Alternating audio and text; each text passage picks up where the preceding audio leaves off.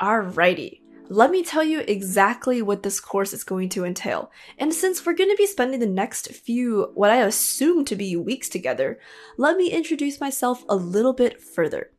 Hello, my name is Irie Pan, but you already know that.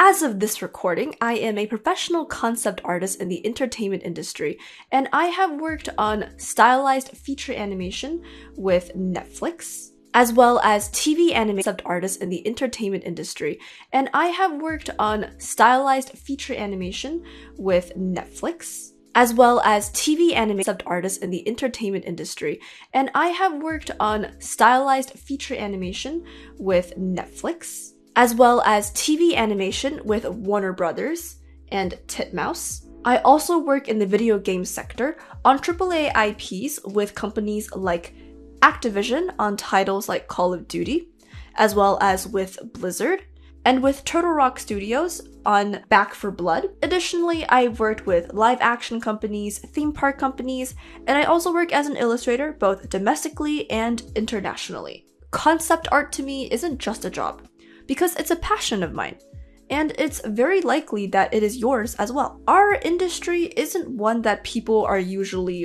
forced into. We're not exactly accountants or private equity business analysts or accident lawyers.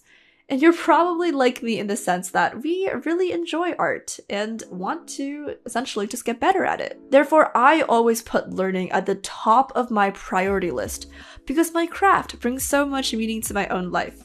And knowing the right method and perfecting that method will keep all of us improving. So let's run quickly through what that is.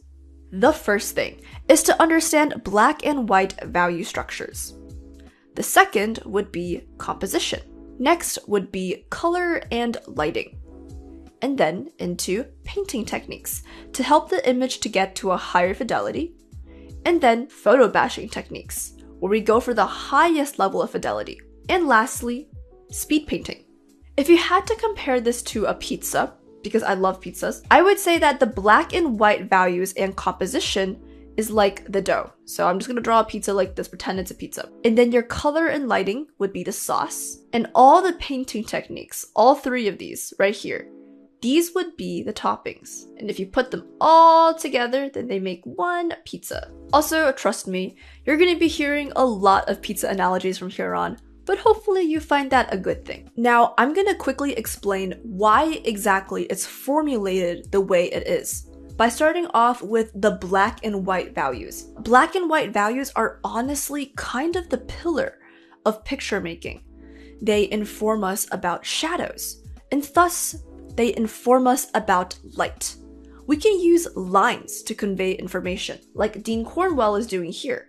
Or we can just use really big shapes. And they're typically the first thing that will turn into an art director. It would usually be some form of black and white composition. Afterwards, composition determines our audience and our constraints. If it's a painting made for movies, then it's going to be a film length ratio. Or if it's a video game, it will be 1920 by 1080, standard monitor size. Or if it's for a phone, it will be a vertical format. But if we want a movie, so like a super long lengthy movie, but we deliver all of our paintings vertically, it will be a disaster.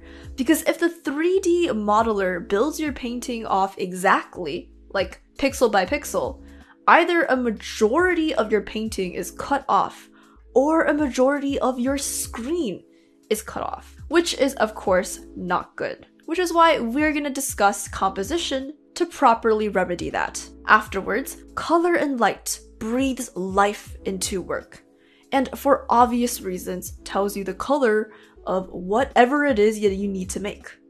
But it can also create moods, tell you stories, and make your painting visually spectacular. Lastly, the technique delivered in your painting will bring it to a higher fidelity. It will make things clear, and also help you speed up your process so that you don't have to draw every single brick on the wall or waste half of your life trying to detail every single tiny little leaf. And that is the reason why this class is formulated the way it is. This looks like a lot of stuff to cover, but I'm going to break it down for you over the length of this course.